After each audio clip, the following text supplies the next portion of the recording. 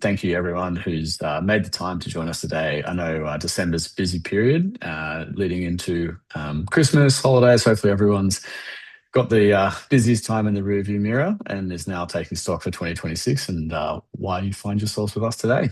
As I said, today we'll be unpacking what 2025 really felt like for operators, at least from the vantage point that we've got looking across, hundreds of operators across a few countries and continents, revisiting some of the trends that we all got hit with.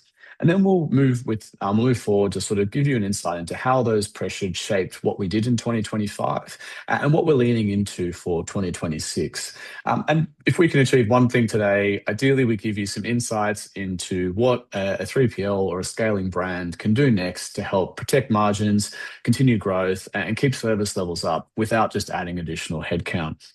Just before we jump in, from a really brief housekeeping perspective, feel free to drop questions in the chat as we go. We will have some time allocated at the end to cover those in the Q&A session, and we will be recording this session and sharing it afterwards. So feel free, obviously, to keep an eye out for that dropping over the next day or two in your inbox.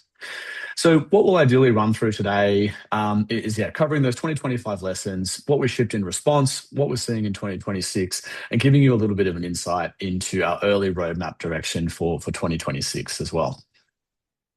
So looking back on the year that was, I think that logistics certainly didn't get easier in 2025. At the start of the year, we had said that the industry was bracing for a period of quite likely a continuation of rising operational costs, as well as some added uncertainty, and that was going to increase the need for high volume, low cost execution to stay competitive. And that's more or less what we saw play out, plus a few extra curveballs. It's nothing surprising to say that we saw trade policy whiplash lead to huge shifts or no shifts, which had a flow on to the ability to efficiently deliver freight and shipping volumes. So that started off with a nearshoring boom and a lot of momentum around that. Further sort of complicated by additional shifts in tariffs and not tariffs, which again led to more volatility and saw, I guess, like the theme for the year really become that less reliance on perfect plans and more capability to adapt and respond mid-flight to what we saw actually playing out and customer requirements throughout the year. And I think that the takeaway was probably the best operators weren't necessarily the ones who guessed right. They were the ones who were able to replan and respond quickly without breaking the floor. And I think the other takeaway from 2025 is that volatility isn't necessarily an edge case anymore. It's the operating environment that we have for sort of the near and foreseeable future. And the first place that we saw that show up was probably in cost pressure. So tariffs and policy shifts didn't just raise costs, but they certainly contributed to that. But they did lead to increased complexity and unpredictability. And when complexity rises, the first two things that go under pressure first is confidence, both from operators and customers, but also the operating rhythm. And this may have shown up in your operations as more exceptions, more expediting requests, more questions from customers along the lines of where is this up to, what's happening here, and probably more time spent reconciling instead of moving freight and looking forward. From a labour perspective, the ask in 2025 wasn't necessarily hire more. Rising costs and labour shortages meant that wasn't necessarily an option anyway. And the ask was, can we get more throughput from the same team? And the simple question became, what are the manual steps we can eliminate without risking accuracy? And resilience stopped being a buzzword and became a daily operating requirement for all types of operations across the supply chain. And, I guess when costs and uncertainty rise and planning gets harder, you may expect that to show up in slower growth rates. But in logistics and supply chain, obviously there's exceptions, but that's not quite the full story of what happened. And the second key theme for the year was really what played out in e-commerce. So, obviously the e-commerce growth story has been going on for quite a while now. But in 2025, we actually saw that get even more intense and accentuated. So peak volumes got even higher and customer expectations continued to rise. And it's not simply just more orders. It's more SKUs, more channel rules, more bespoke requirements per client. To try and sort of ground that, I think, in some data and some numbers behind the trend, NAB estimated that up in the 12 months leading to the middle of the year, so this will be even higher when they publish these numbers next, Australians spent over $63 billion in e-commerce, which accounted for about 14% of the total trade and was up about 13% year on year. It's the same story in North America. US census data to the middle of the year saw e-commerce sales at nearly 300 billion and also accounting for over 16% of total retail sales. So it's got a very large part of our sort of retail trend, and it's growing and continuing. From a warehousing and logistics perspective, e-commerce also now accounts for roughly a quarter of the total warehousing demand, and that has continued to grow year on year and started to also play out in industries beyond just fashion and retail. And that trend is even more accentuated in major cities where that demand can account for even more as a percentage. And that pressure shows up from operators in terms of picking speed, packing accuracy, and throughput, but it also shows up as variance and really highlights the importance of flexibility and resilience, because the same warehouse may have to handle what it may have to handle on a normal day. It could be completely different to what it has to be able to absorb when these sudden surges arise without breaking SLAs or drowning in rework. And beyond just volume, it can show up in touches per order, lines, scans, packaging decisions, carrier and service rules, and increased customer comms. And it really put a lot of pressure on operators to be flexible and adaptive as we see that trend continuing to grow. So those are some of the macro view. Our customer base order volumes were up 24% year on year. Unsurprisingly, with Black Friday and Cyber Monday, November stayed the busiest month. Volume in November was up at 33% year on year, which, to us screams strong peak. So huge surge there. But more importantly, I guess from when we look at our customer base, it wasn't just volume; it was also workflow maturity. And one of the really pleasing trends was that wave picking was up 68% year on year, which highlights that teams are standardizing workflows, batching and reducing chaos essentially to help scale throughput without scaling supervisors. The one that I really enjoyed looking at this and preparing for today was the pick-to-tote usage, which was a feature we released in the middle of the year, had a 50% increase in uptake between June and November. And why I love that so much is it shows that adoption moved during the peak period when people don't have time for experiments and efficiency as a must-have. It's a strong signal that it's delivering real seconds back, and I think highlights that any small wins during that period really help respond to that peak period. So 2025, despite that uncertainty, volumes were up. And that kind of takes me to the third trend that we saw in 2025, which was automation through integrations and the rise of AI.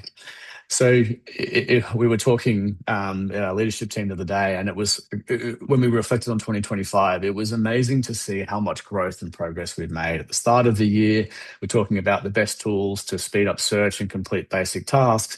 And now we have autonomous agents starting to get implemented into workflows. So AI really went mainstream and it went fast. And it's not just, and I think the bigger story is that integrated automation is saving real time, and it's not just flashy demos anymore. The stat on screen here, I think, is a great signal that AI use is already routine for people. It's incorporated into people's everyday way of working. And if anyone has a bit of extra time, feel free to go and download that report. It's available from Atlassian. It's a fantastic insight into some of the AI trends that are playing out across the whole sort of economy. From a logistics perspective, AI value shows up when it reduces manual steps, rekeys, errors, and it's powered by connected systems. And if they're not connected, AI just becomes another place to copy and paste data. But if they are connected, you can start to automate a lot of work and then treat exceptions as the real piece of work. So for us, as we look forward to 2026, the question obviously isn't should we try AI. We're using it extensively internally. We've got lots of ideas of incorporating it into the product. But beyond that, it's do we have the integration foundation and sort of workflows to actually benefit from it? And I'm really excited for Vincent to take you through a little bit of the perspective on that a little bit later in the piece. So that's me sort of trying to recap some of the trends we saw in 2025. And now I'm going to pass it over to Vincent to walk through how we approach 2025 in the product, right from working with customers to what we shipped in response and what's coming in 2026. Thanks very much, Shaun. Yeah, and thank you to everyone for taking the time out to join. As he said, I know that you're probably in a bit of recovery mode at the moment from like the last few weeks, and maybe you've got a little bit of breathing space back this week. So, yeah, really appreciate you jumping on. So yeah, we really doubled down on trying to get stuff out the door this year, and I think it began really around the stuff that Shaun was saying, particularly on the e-commerce front. So historically, CartonCloud came out of a refrigerated 3PL business. We were doing mostly like chilled and frozen food. And orders for food and that kind of stuff are generally quite different to orders for e-commerce. And one of the things that we started to notice, sort of really coming in the last couple of years, and particularly with our expansion into North America, is that we started to see a lot of the businesses that historically had not been doing e-commerce were kind of getting pushed into it. And so historically, they might have been doing, say, solar panels or food additive and storing these things, these big bulky things. Then all of a sudden, they bring on a high volume e-commerce customer. And so as a result, the workflows and what they need the software to do change quite a lot because they go from maybe processing 80 orders a day to potentially processing 800 orders a day, and they're totally different. Rather than going out on pallets, they're going out in satchels. So we put a lot of time into actually, first of all, going and visiting a lot of our customers. So we've got 600 plus customers, kind of around Australia, New Zealand, and now United States and Canada as well. And we took a lot of our team out to these site visits and actually went through the processes with them that they were running inside.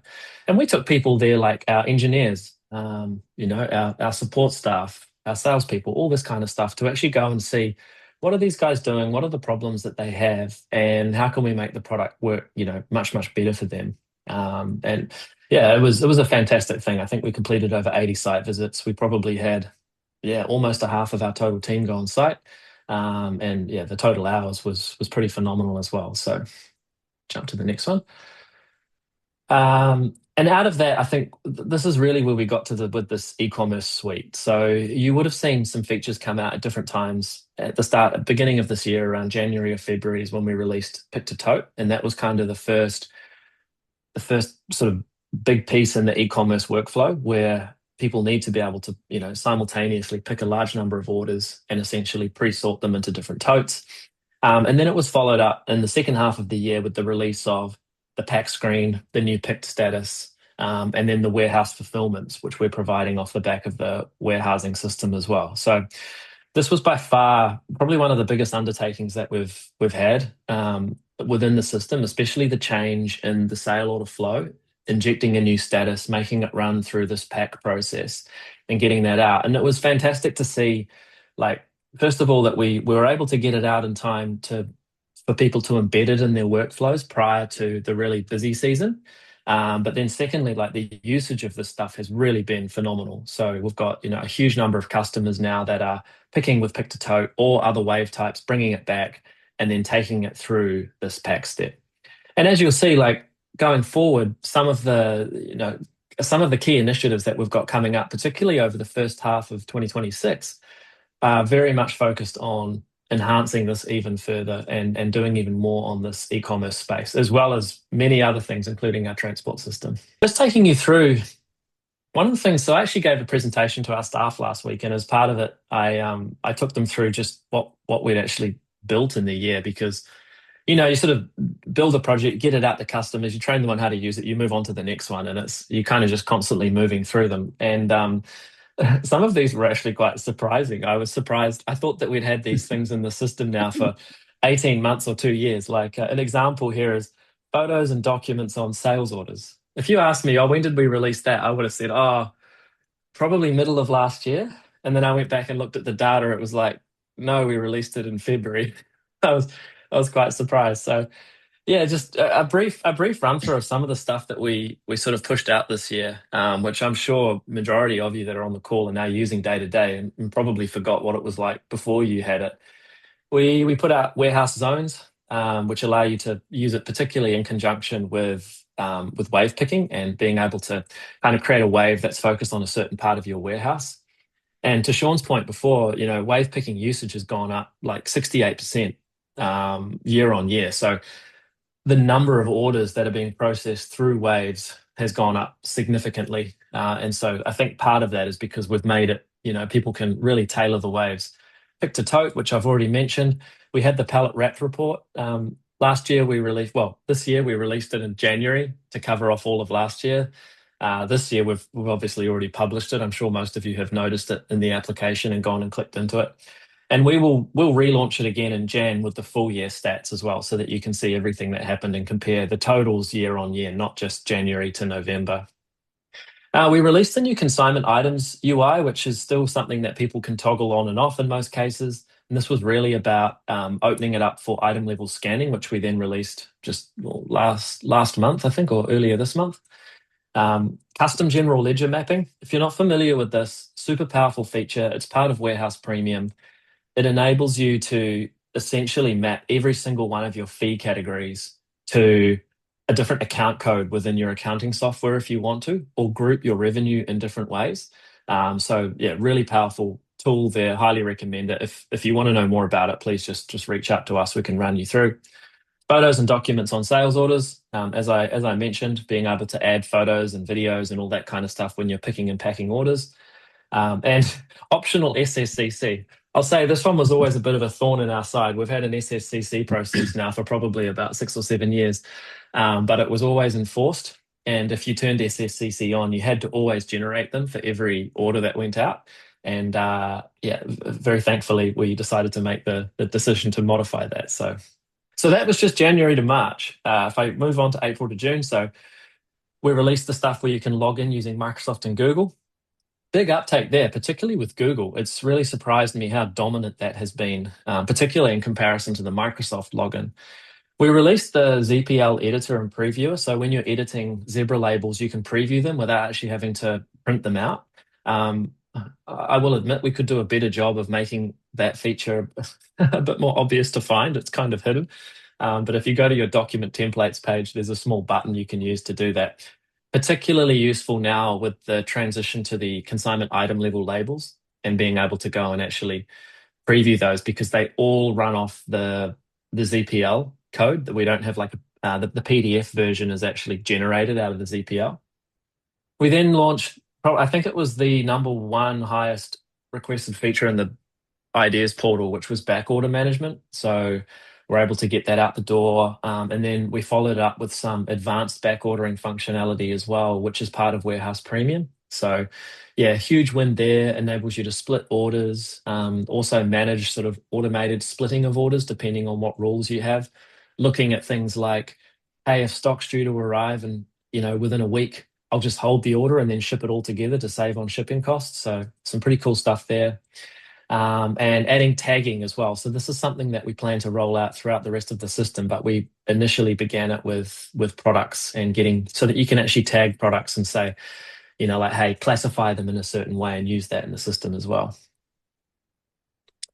So moving on to the second half of the year, July to September, we had the pack screen, picked status, and warehouse fulfillments. So yeah, as I said before, this was probably the biggest set of functionality and change to the system that we've had go out, probably in its history, to be honest, at one time.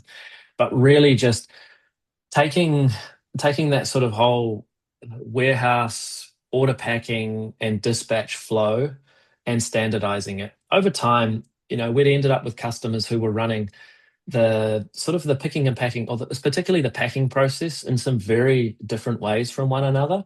And we sort of came through and said, hey, we need to really rethink this. We need to make this work really well. We need to make it work for everybody. And we've gone ahead and implemented that into the system, which I'm sure most of you are now using. Again, if you're using the warehousing system and you're not using the pack flow and you don't have warehouse fulfillments enabled, please get in contact with us. Like, we would love to take you through how to make the most of that and start to use it. Because as I'll get to, we have a lot of stuff coming out in the first half of next year, which is dependent on using this flow. So it's really important that you sort of start to adopt it so that you can make the most of the new features that are coming.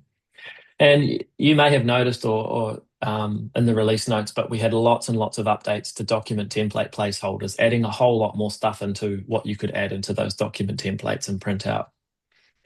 And then coming up to the quarter that we're in right now. So when we first launched back ordering, it wasn't supported by our Shopify integration. So we went back and fixed that up, and now Shopify back ordering is fully supported. If the order gets split, it will create multiple fulfillments within Shopify.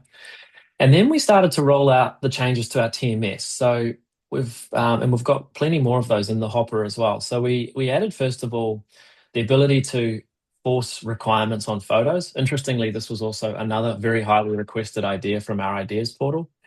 So got this one out, which means that you can force drivers to take a photo at the point of delivery. We added a new dashboard widget to show the latest releases. One of the things we found was that we were releasing a lot of stuff, but unless you kind of went to our release notes, often it would be a month or more until you actually knew about it from our emails. And so we really wanted to make that a bit more real time. And we've found that significantly helped people identify and actually start to turn stuff on a lot faster, just having that dashboard widget there. So I hope that's been well received. We added support for US duties. So one of the things that came into effect, some of you may have dealt with this, but Ozpost actually prevented shipments going into the US for a while, because they didn't know how to handle the tariffs. And so we added in some capability in our system where when orders are coming in from Shopify, we store what the line item price was that everything was sold for, and then we can pass that information on to systems like Starship, ShipStation, etc., so that then they lodge it into so that the correct tariffs can be paid on those products that are going into the country. So really rounded out that functionality. And that's something that we'll be putting into all of our future Click and Connect storefront integrations, as well as making sure that they fully support that flow. Proof of delivery V2. So some of you I know are using this pretty heavily, but we've gone through and upgraded what you can do with photos on proof of delivery. Previously, it was limited to only 6 photos. Now you can add up to 100. And the other thing too is you can take videos as well. So if you had like a particularly, I don't know, interesting delivery where it's easier for you to just video what you've delivered, you can do that now and send that as part of the POD to go back. And then, of course, we released item level scanning. So this has been one of I think, probably the biggest requested features on the TMS side, but the ability to be able to have individual labels at an item level, or even multiple labels for an item. And an example of that is where you have a single consignment item and it just says 3 pallets. And really you need 3 labels from that. So that's actually this has been a project that has been on the go probably for 9+ months in terms of getting all the pieces in line to make this work. And, as I'll show soon, we're going to be backing this up with some pretty cool stuff in the first half of next year about being able to use the item scanning a lot more within the system. And then just last Friday, we released this concept called directly shippable products. So this is a pretty big enhancement to the pack screen where you can now define that certain products are what we call directly shippable. And this means as soon as you scan them, they actually create their own consignment item. They pre-fill the dimensions, the weights, everything like that. And you can just go and basically slap a label straight on them and get them out the door. So it saves you having to rekey any information, or sort of, it saves you a lot of time on that pack process. So a big year. And yeah, one interesting thing as well is we are seeing the API usage in particular just really starting to take over the other sources. So historically, CartonCloud's been very heavily biased towards email integrations and FTP integrations. That has been the bulk of how we receive work for a very long time. But they're actually decreasing. The number of orders that came in over email last year was down year on year from the year before, and the same with FTP. And it's just because so many more of the integrations that we do are leveraging APIs and that kind of stuff. So it's been really good. Overall, the automation is up. We're up to 75% of all orders that come into the system are now integration based, as opposed to manually entered. And I mean, yeah, enormous number of hours saved there having to type those orders in by hand. It's still surprising to me, to be fair, that 25% of orders are manually keyed in. That's still a big number that we can chip away at. So again, If you if you're one if of you, those, contact us, please. yeah, We can fix that for you. So exactly, we can automate this and take that job away. Cool. Okay, so looking into 2026, so there's a few key things here, and this is really like if we think about what Shaun spoke to with AI earlier in the piece, like we're using AI a lot internally for all kinds of different things. We're obviously using it within engineering. We're using it, within support to basically pre-screen stuff and sort of give us an indication of what could be happening. In some cases, our staff are using it to understand the system better, because we can have the AI connected to our code base and give us feedback about like, hey, why could this situation be occurring?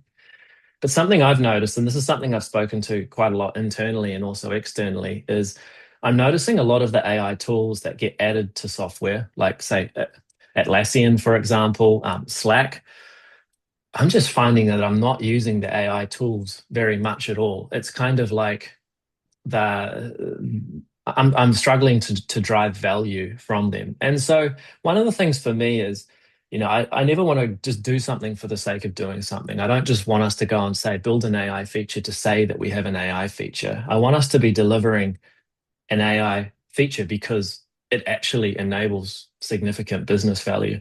And so a few things that we've done a lot of thinking about this as to, hey, where do we want to implant this into the system and how do we want to leverage it? And there's sort of a few key things that have come up out of it. And so one of them is really around configuration. Like we know it's no secret. Our system has a lot of settings, and they're kind of there's settings at the product level, there's settings at the customer level, there's settings at the organization setting level, there's settings everywhere. One of the things that we can certainly see as being a huge unlock is essentially being able to describe, the workflow that you want and have the system essentially set up those settings for you. So I think we certainly see that as being a big help because, a lot of the support queries that we get right now are, how do I do this? And yeah, hard to know unless you understand our software intimately. So we want to try and take that barrier away and make it a lot easier. Another thing too is AI is making it so much easier for people to build integrations and for people to really leverage systems in new ways. Previously where you might have to hire, an engineering team to go and build something to extend a product that you used.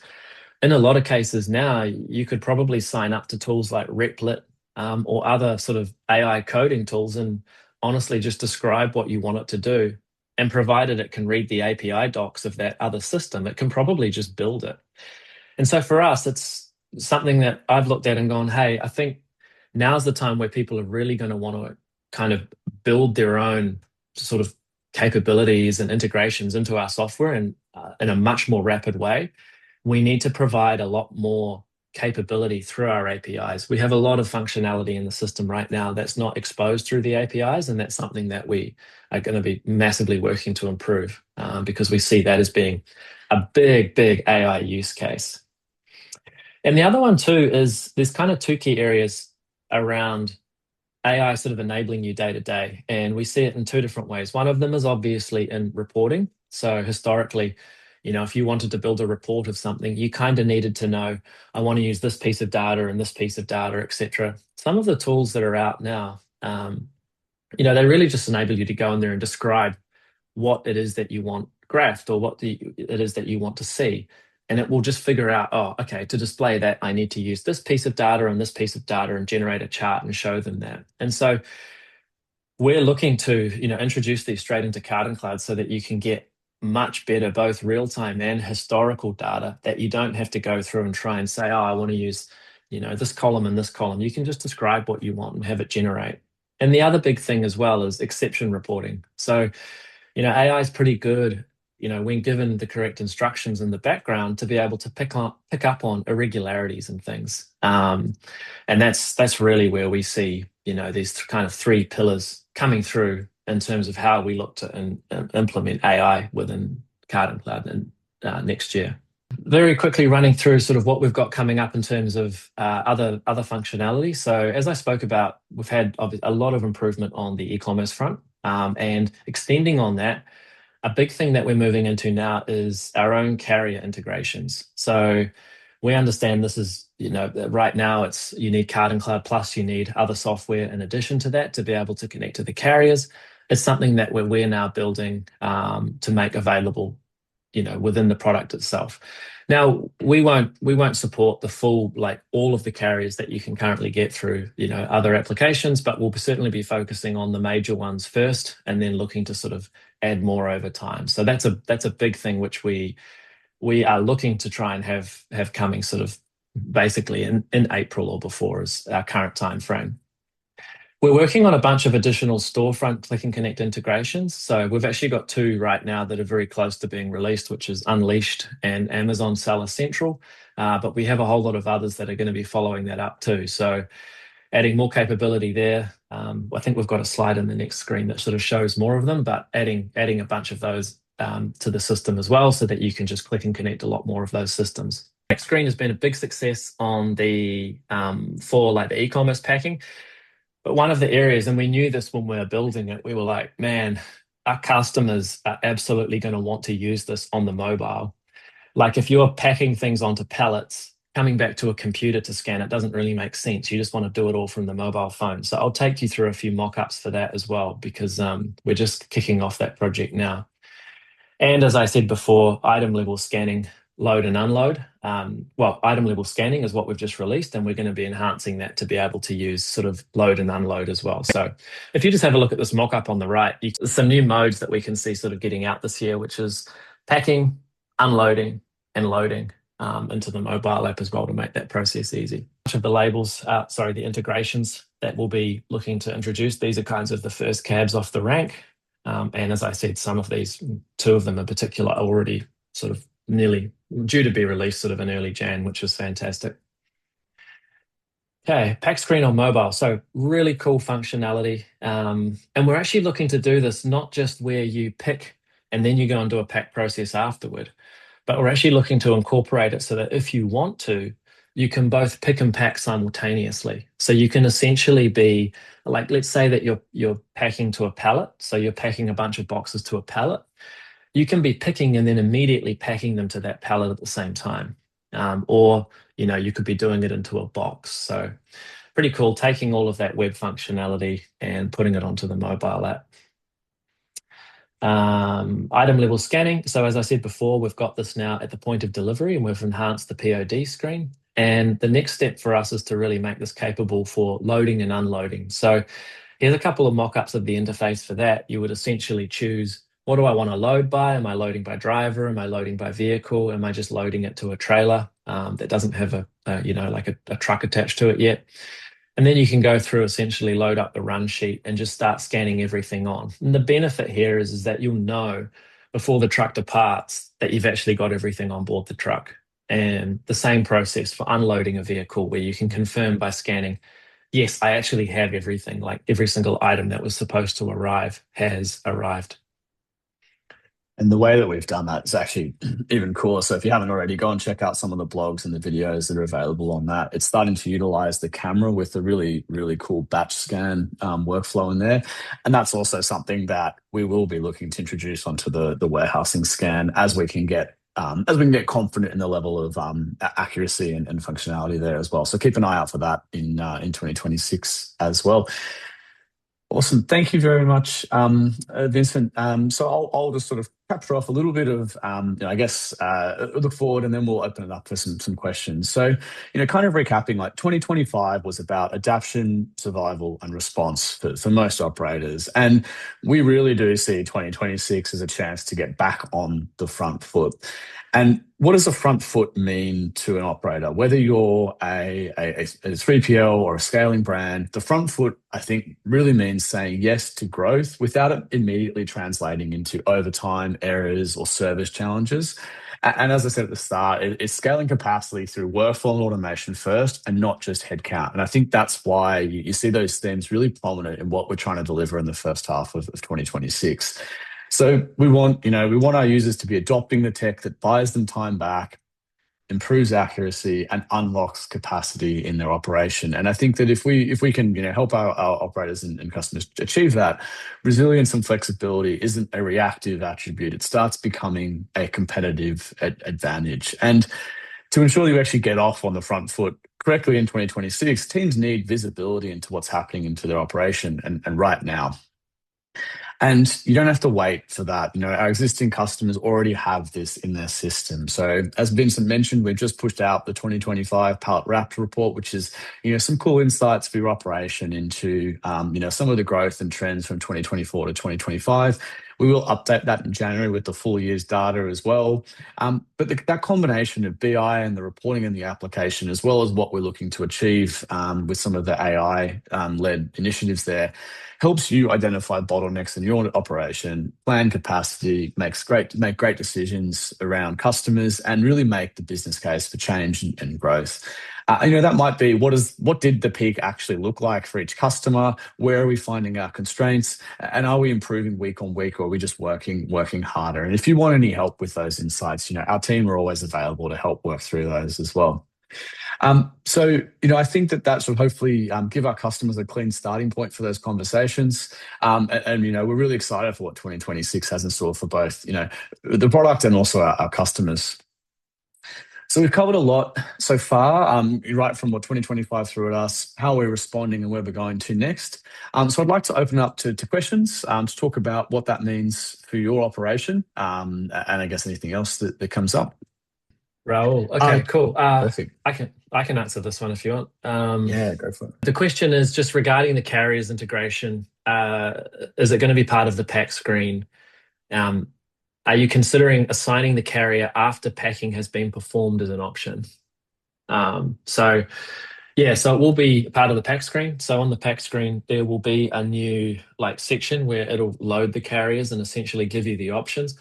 You'll also be able to define rules around which carrier is sort of selected by default, so that your staff don't have to go in there and constantly click the correct carrier. It could just be based on cheapest, or you might have some other rules coming through from, say, Shopify, like if it says Express, choose the Express carrier, etc.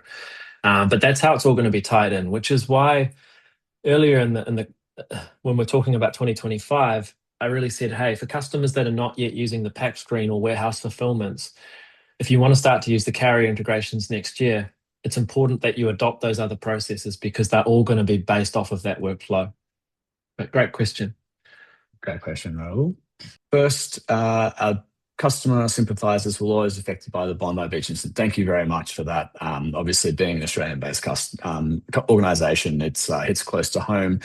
We're very fortunate that our teams weren't directly impacted, but I appreciate the sentiment, and obviously a very tough time for all of our team. We unfortunately too used to reading that in the news, but not often in Australia. The question here was, with the pack screen enhancements, until we're able to use it properly, can we disable it? And I think the question is more, until we're able to use it properly with some assistance from the implementation operations team, is there a way of disabling the pack screen? Yeah, so the pack screen is only used if you have warehouse fulfillments enabled. You can entirely bypass the pack screen too, like from a sales order where there's the big green button that says pack sale order. There's a drop down arrow next to it, and there's an option there that just says, I think it just says complete packing, and it just bypasses that whole process and marks the order packed. And it will use, if you have consignment set up or warehouse fulfillments, it'll just go off the auto-generated consignment items and treat those as the actual ones. So, yeah, I think, Dave, what we can do is we can get one of our staff to reach out and just run through that with you. And then, sorry, I just see that you've posted a follow-up question. Will that be available on mobile?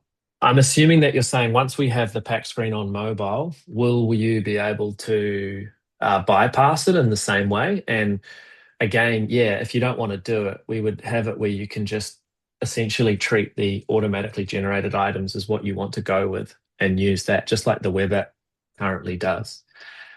Right now, we don't have a pack screen on mobile, which is why right now the mobile just shows you the consignment items, but it doesn't let you actually pack things into those items. And that's what we're building at the moment. I hope that helps, but I'm happy to reach out. Yeah, we'll get someone from the team to connect as well on that. And we've had a another one come through. Yeah. Has Yeah. the suggested location put away been released or in the pipeline? Yeah, thanks, Bruce. Yeah, so this project got delayed. Like we were expecting to have that out already. We will be picking this up again in the new year and working through it. It's another one that most people call this directed put away. So yeah, we're getting back to that one as well. It'll be after the pack screen on mobile, just because that one has we've kind of got like an ideal process now for people to follow, and we really need to get that onto the mobile ASAP. Yeah, the directed or suggested put away is certainly one that we're thinking about a lot, and probably one that we will, if we can, look to leverage potentially some AI to help customers get some increased efficiencies without having as much overhead as that process can sometimes require as well. So keep your eyes peeled for next year. Thank you very much for joining, everybody. I really appreciate, as I said, making the time at this busy time of year. The recording and the resources will be sent around shortly. And if you want any help applying any of these ideas to your operation, please reach out to our team and book a session. We're here to help and help you get successful. And if the next couple of months mean a quieter period to make some workflow enhancements, that's what we want to be here to help with, guys. So for those of you I don't speak to before, have a great rest of your 2025. All the best for the holidays, and look forward to continued success in 2026.